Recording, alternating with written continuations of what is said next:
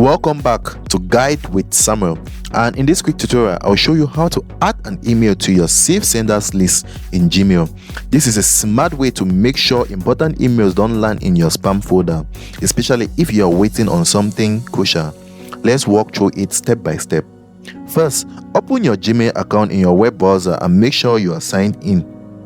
Once you are in your inbox, look at the top of the screen for the search bar. Just to the right of the search bar, you will notice a small icon shaped like a funnel or upside down triangle. Click on it. This opens Gmail Advanced Search Options. A drop-down menu will appear with several search fields. Now, look for the one labeled From and enter the email address you want to add to your saved list.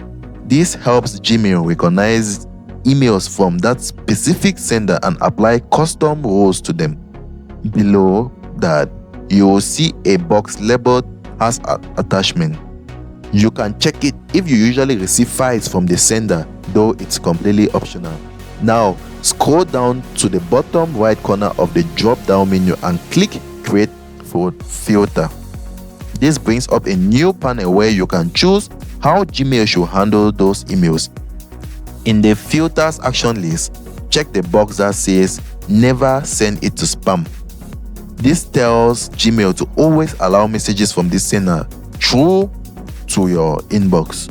For extra visibility, you can also check Always Mark It as Important. This helps keeps the message highlighted in a cluttered inbox. To finish up, click the Create Filter again at the bottom. Your new rule will now be safe and active, meaning future emails from this address will stay out of spam and be easy to find. If you ever want to review or adjust your saved senders, go to Settings, see All Settings, Filters, and Block Addresses. From there, you can update, delete, or create more filters as you need. And that's it, guys. You have successfully added someone to your Gmail saved sender list. If you found this helpful, don't forget to like and subscribe to Guide with Samuel for more tutorials. Thanks for watching.